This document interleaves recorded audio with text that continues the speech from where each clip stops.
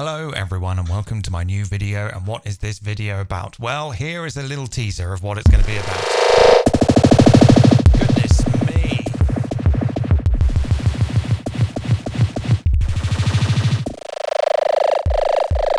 So, this is a teaser device that I posted on Patreon sometime last week. And what we're going to do is we're going to make a generative dub echo, taking this series of building generative musical instruments in Max for Live away from sort of musical instruments that make melodies or beats into instruments that make effects and can process sound. And I thought a good place to start would be to do the classic dub echo, which is one of the best things that's ever been invented. When I say generative, probably what I really mean is that it's more algorithmically modulated. Basically, it's just going to do what it decides to do using some random processes, and it's going to give us some scary, satisfying, psychedelic dub echoes. Like this.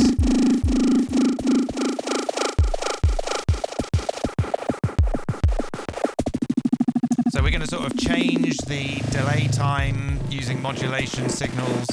We're going to change the filter that's in the feedback using signals. And we're going to use signals to decide when a signal gets sent into the feedback network. So to kind of make it a bit random and probabilistic, I suppose. Right, so let's delete that and let's get started. I'm going to pull in my sort of drum machine that I made from the earlier episode.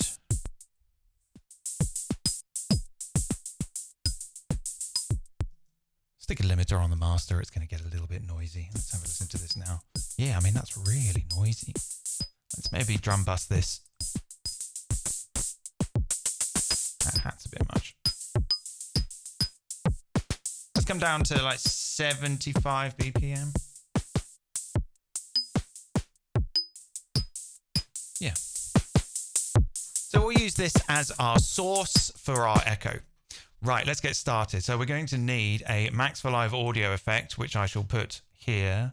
And I'm going to open it, and we're going to open Max, and we're going to get started. So for this, I'm going to use tap in and tap out. Let's zoom in a little bit. These are delays in Max that are very, very good to get started with if you want to build some delay. So this is going to be our delay here. And to simply feedback that, all we need to do is just send it back into itself like this with an amount for our feedback. That's as basic as you can get for starting to build delays in Max. Very nice. Now, from my experience, what I understand and find quite satisfying about the dub echo is that you don't necessarily use it to create a sense of space like you would with a normal echo or a reverb. You kind of use it to create like a sort of firework of sound. You send a tiny little bit of sound into it, maybe a snare drum or something, and then you kill that and just let the feedback do its thing. Now, in the old days, all the dub reggae remixes would, use the console and various filters to sort of screw around with the feedback loop whilst it's blooming and getting all out of control, and then kind of kill it all back or whatever. And it was a real kind of like starting point for the mixing console becoming an actual instrument rather than a utility. But I'm going to use Max to tell it to do it all for me. So to start with, I'm going to need like some sort of trigger to say when I want a bit of sound to go into the delay. So let's start with a phaser. Let's make a phaser here. And let's say the phaser can go at 4N at lock 1. So that's quarter notes. And if I start the transport back in Ableton, go back to Max. Sweet. So turn that down a little bit. Let's take the delta of that phaser, and then say when it's less than 0, give me a 1. There we go. Very nice. Now, I don't want that to happen all the time. I kind of want to create like a sort of probability gate to actually let these triggers through in order to trigger a little envelope to send the sound into the delay. So I'm going to do the sample and hold thing that I've done in the previous video. It's going to make a noise, going to take the absolute value of that noise, put it into a sample and hold, and put that trigger into the sample and hold. And then what we get is this. Let's zoom in just a tiny bit more. All right.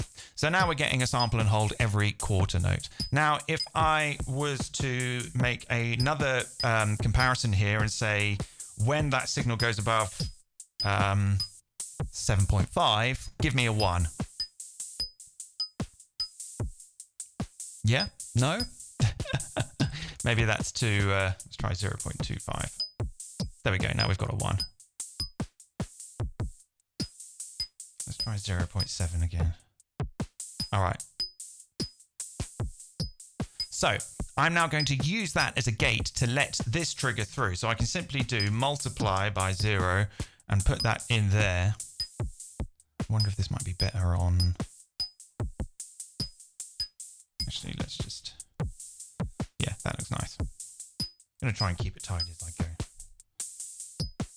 So now I've got like a 70% chance that there is going to be a trigger. And what I could do is maybe make a live dial here, go into the inspector and say 0 to 0.9 with a float unit style. And I could say that this is the chance.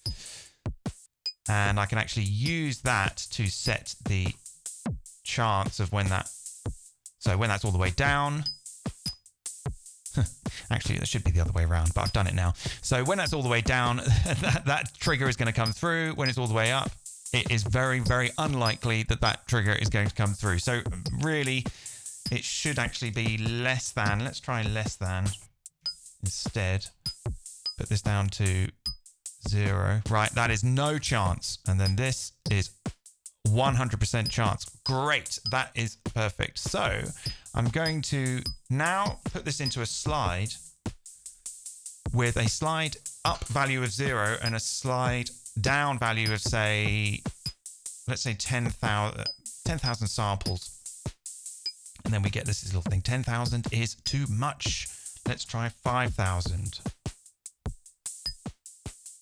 Even 5,000 is too much. Let's try 2,500. That's nice. And to give us a little bit of attack, I'm going to do this new trick that I like, one pole at about 50 hertz, and that just gives us a little bit of slide up. Nice. So that is going to be our trigger for our envelope to send the sound into our delay network. Let's put this all over here. And let's set a delay time. So we need to specify in the tap in the maximum delay time. Let's say, I don't know, 5,000 milliseconds. So we can go quite slow if we want. And then for the tap out, we need to do the same initial delay. Let's just say 100. And let's now make a multiply here, 0. And we'll just take the left side for now. Take the output of our 1 pole.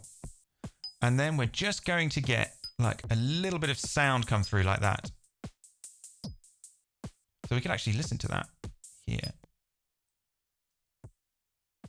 Yeah. So we've just made a little gate. It's a bit quiet, but you can hear it, right? That's a probability noise gate. It's not responding to a threshold by the audio. It's responding to a threshold set by a sample and hold clock. At least I think that's what it is. So let's take that and let's just patch this all back together. Let's take that and put that into our delay here. And then I'm going to make a live gain. I won't make a dry wet. I'll just have a wet signal and a dry signal separately. There we go. So if I turn that down, this chance dial, now there's a very, very small chance that that is going to get sent into the dub echo. Good.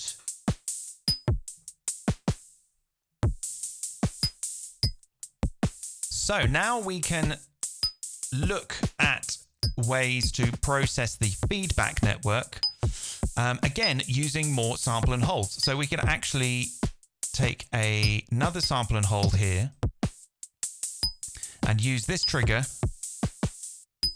So every time that we get a trigger for our amplitude envelope for the signal to go into the delay, we're going to use that same trigger to trigger other stuff in the delays, such as the delay time, the feedback, and the frequency or something. Or let's actually maybe start with a delay time. So I'll just set like a feedback here of something like 0.5. Let's see if I can make these cables look a bit nicer. There we go. You can never make feedback look nice, but okay, so let's just try something like multiplying this by 100, this output, adding 1, and plugging that into our tap out. Go on, do it. There we go. Now we're only getting the left-hand side because I'm going to do this in stereo.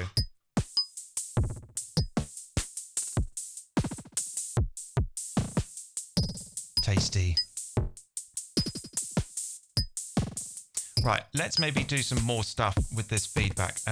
Let's clip it. Let's do a clip here. A clip from minus 0.9 to 0.9.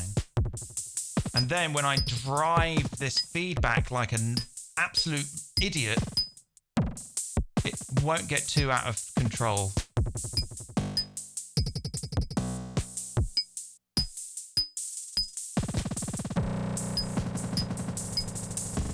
Yeah. Tasty, tasty, tasty dub. Right. So let's look at ways to do some filtering now. I was going to try and use the bi-quad, but I actually kind of like using 2 state variable filters, one on a low pass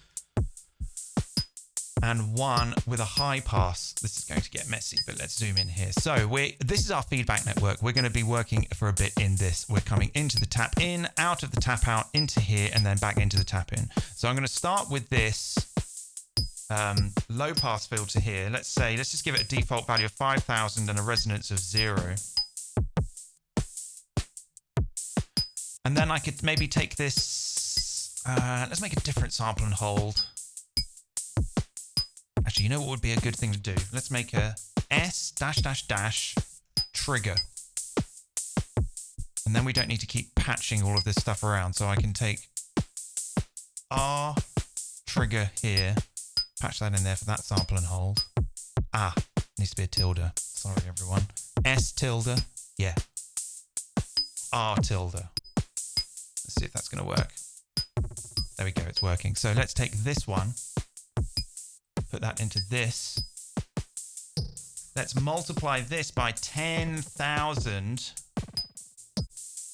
and then add something like 100. And then we're going to get a random number between 100 and 10,000. Okay, let's use that number to modulate the cutoff frequency of this state variable filter. Let's turn the feedback up a bit.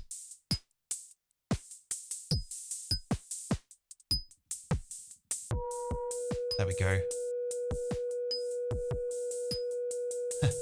That's it. That's it. Okay, some of these delay times are a bit silly.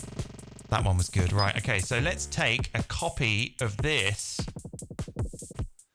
and route into this state variable filter, but come out of the high pass.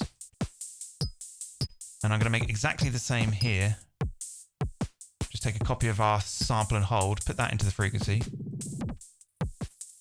Yeah, oh, it's really loud. So that's fine.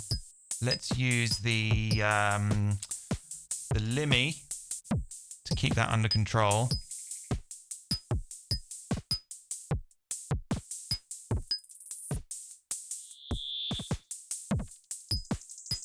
Yeah. It's only in the left-hand side, that's fine. So it would be probably a good idea to have a sample and hold for the feedback So let's do that. Let's just take a copy of this sample and hold stuff here. Whoops. Put that over here. You can see how it's going to get messy, but let's have a look at what number it's giving us.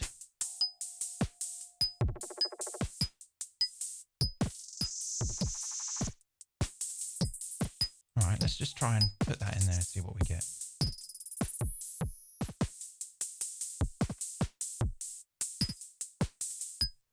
Okay, that's fine. Let's give these filters a tiny bit of resonance. Let's make a sample and hold for the resonance. Yeah, once you get into this sample and hold business, you can just copy them and make more. So let's clip this. Clip at 0 and 0.8 to be very, very, very, no, let's say 0.5 because these, 0.4, because these can get very, very, very scary, which is part of the fun of it. Yeah. Same for the high pass as well. Yeah.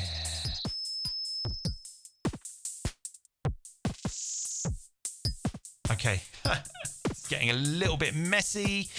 Let's put that over there. Let's see if I can just tidy some of this up a little bit. Let's put this over here. All of these sample and holds everywhere, but it's fun. It's modular. It's modular music. Right. Let's see if I can just copy all of this. That and that, and that stuff, and that stuff, and that stuff. Where am I going to copy it to? Down here, maybe? Okay. Yes. So let's take the right signal into this. Ah, okay. Let's use an S trigger for that too. No. No, let's not. No, we'll leave that one as it is because that's its own thing. Right, let's take that, put that in there, and then come out of this into the right of our gain and out into our plug out.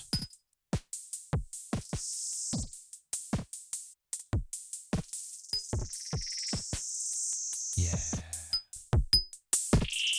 Oh my goodness me.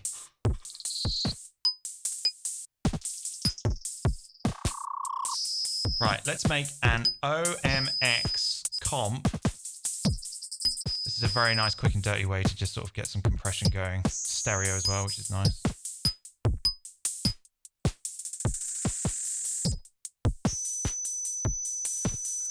Where's the thing for the feedback? Let's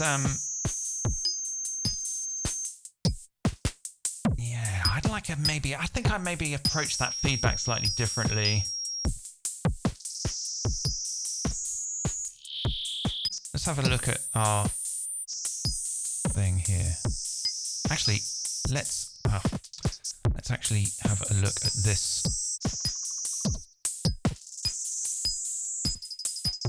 Okay, let's actually use that for the feedback. I think that would be more fun, more terrifying. So let's actually get rid of the sample and holds for the feedback. And then we'll get full feedback. Let's maybe multiply it by 0.9. Take that signal. Go into our feedback here. So when it's high, then it'll just kill the feedback when it gets to 0. So this sample and hold is the probability that the gate is coming through in order to trigger the audio to go into the feedback. But we can also use the same one to say how much feedback we want. So when there's no trigger, there's no feedback. So if I turn the chance down, we're all good. So that kind of means that nothing is ever really going to kind of go out of control. At the same time, it probably might be a good idea to use something like plug sync to kill the audio when the transport stops. So that if you stop the transport whilst it's in its kind of weird algorithm state, its sentient modulation, then you know that you can actually just, you're not going to get any sort of bleeding feedback forever. So let's see if this works. Yeah, so when I stop the transport, that is going to turn those multipliers down there and then open them back up when the transport starts. Safe as houses. Safe as dub houses. Okay.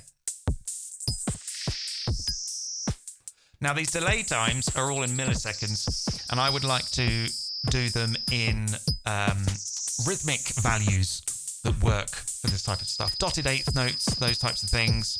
So how am I going to do that? And indeed, what was I even using? Right, so this. Okay. So actually, let's just turn that off for now. And let's take a snapshot. Oh dear. Take a snapshot every 1 millisecond. Let's get rid of this and have a look. So when we get a trigger, we're getting a random value between 0 and 1. Right, I'm going to make a call object. And in the call object, I'm going to specify some timings that I want using the notes. Is it called note values or note ratio? No, note values timing syntax in Max. So, for example, I can do 1, got to remember how to do this, comma, 16n, semicolon, for the first item in the list. 2 for, let's say, 8n, doesn't really matter what order they are. 3, let's say, 8nd, let's say for 64, no, let's say 32n. 5, let's say, what's half of 8nd? 4nd.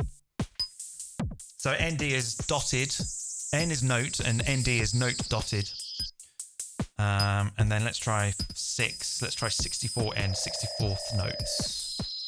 Now, when I close this, it's going to say validate. I want to do that. That's good. And then I'm going to go to the call, select it, and then, very important, in the call inspector, go save data with patcher.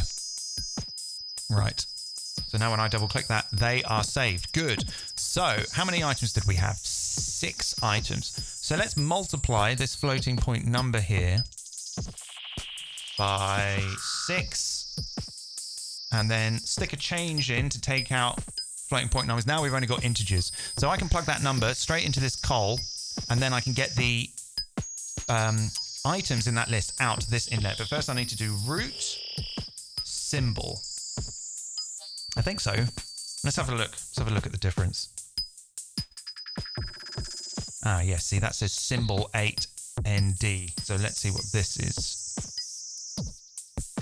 32n. Good. That's right. That's working. Nice. So now we can do translate note values to ms at listen1. So that is going to take those symbols from that list and convert them to milliseconds. Then I can use that to set the delay time. So we can have that happen in real time. At listen1 means that it'll update those if you change the tempo. So that's 200 milliseconds, 100, 400. Right.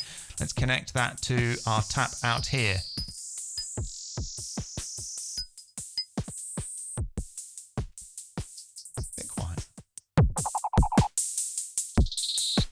Those fast ones are nice though, but if they're too short, it's a bit much. Okay, that is working for me. We need to do the same thing for the other delay. Oh, this is getting a mess.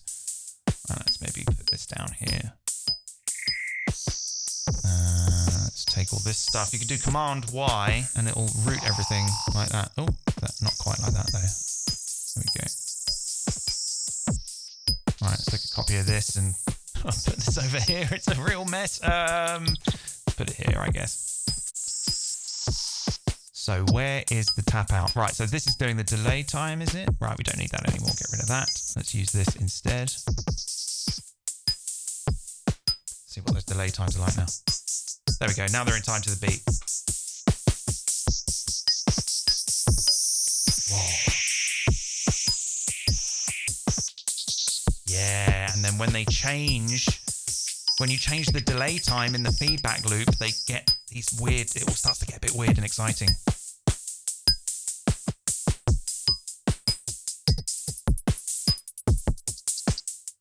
Let's maybe make the feedback control a little bit higher, let's say 0.99.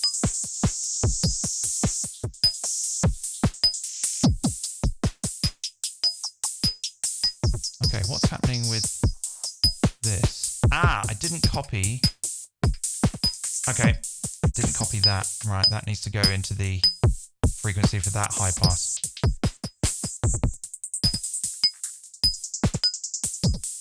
Okay, so one final thing that we could do is that we could choose, we could choose how much of the signal gets pinged into the delay with this slide thing here. So I can maybe make another dial here, and I could say live dial. Let's set it to something like a minimum of 1 and a maximum of 500, and we'll say that that's in milliseconds. Let's call this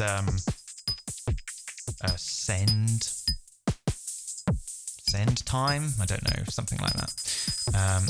And then what we can do, because that's in milliseconds, we can do ms to samps and put that into our slide down.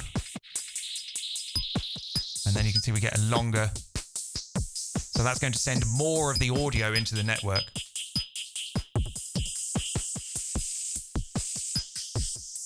Okay, this is good.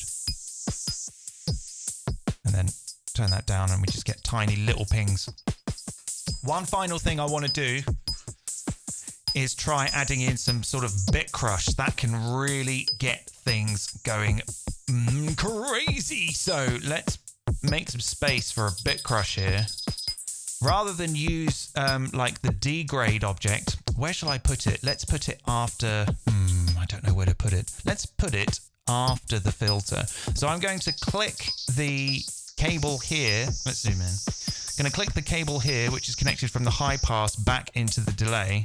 Going to click that, do N, and I'm going to type round, round please, and say round 0. So this is just going to take that signal and round it to a number that I will specify, which isn't quite bit crushing, but it sort of makes signals go really square,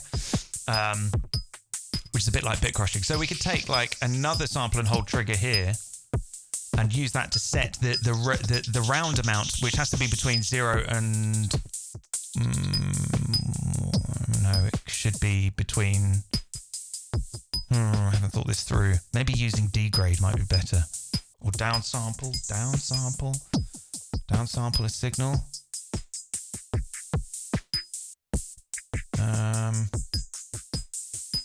What's the difference between that and degrade? Degrade. Sample rate. Word size. Okay. Okay, I might just use degrade then. Let's get rid of that round thing and put the down sample. Sorry, we'll use the down sample instead. And then I'll multiply this by something like 32, I guess.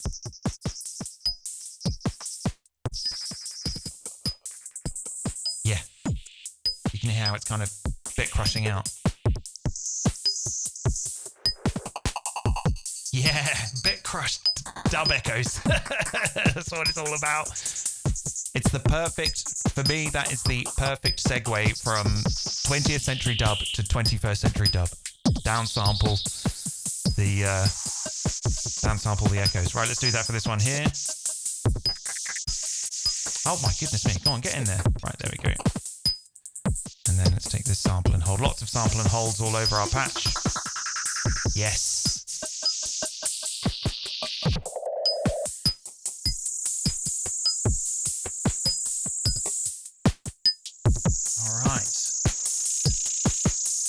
So let's make a live gain for the input as well. So let's call this short name wet, and this one dry. Put that in there.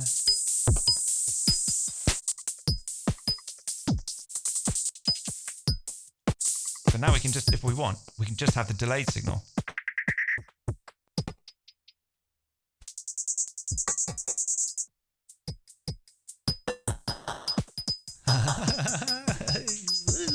We love Max. It's so much fun. Although it's very, very messy at times. But yeah, so there we go. It's a very messy patch, but it sort of makes sense. We have a trigger, which is based on chance, which triggers a amplitude for the signal to come into the delay, but also triggers, sample and holds for all kinds of other things, such as the filter frequency, the feedback amount, the delay time. And then all we have is just a pair of controls for how often that happens and how much audio gets sent through.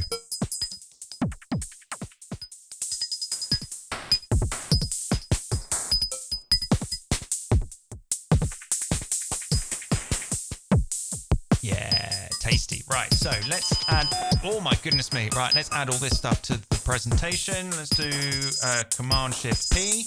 Let's turn that down a little bit. And let's switch to presentation mode. Let's go to the Patcher Inspector. Let's say open in presentation. And let's put this stuff into the presentation. So let's just put, doesn't need to look great. Let's just go snap to grid. Right, our drive volume there, our wet volume there, our chants here, our send time here, and send time, let's say send curve. Send curve.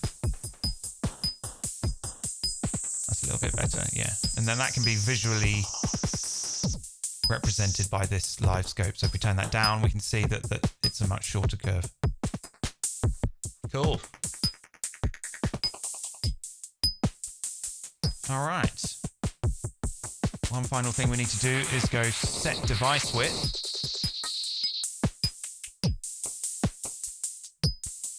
And I need to decide what to call it. Okay, this is episode 4. Is it episode 4? No, episode 5. So let's save it in my folder. Let's call it EP5 dub delay. Okay, let's save that. Close it and watch it do its thing. Check it works.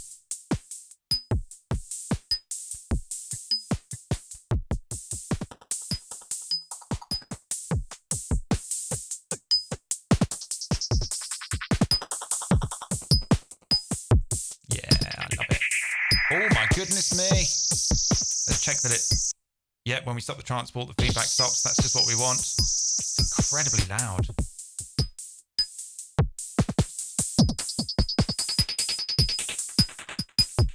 Tasty. Let's put the drum bus after it.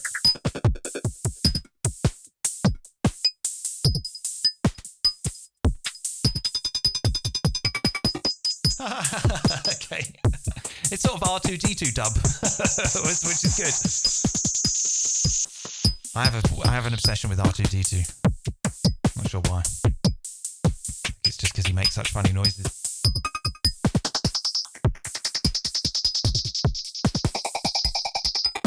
I'm not really like on the AI bandwagon, but if I was, I would type in the prompt R2D2 makes dub reggae, and I think the world would be a better place. Right, there we go. That is it. So that is how you can make a self-playing, algorithmically modulated generative dub echo in Max for Live. I'm going to go and put this on my Patreon now, where if you'd like to support this channel, you can download this project and loads of other projects to do with Ableton and Max and all kinds of other things, and join in the community and chat with other people, chat with other fans. Are they fans? Followers? Weirdos. That's what I think of them. Only joking. You've got to be a bit weird if you like this channel, let's face it. So, I hope you enjoyed that, and I look forward to seeing you in the next episode of this generative music in Max for Live thing. Thanks, everyone. See you next time. Bye.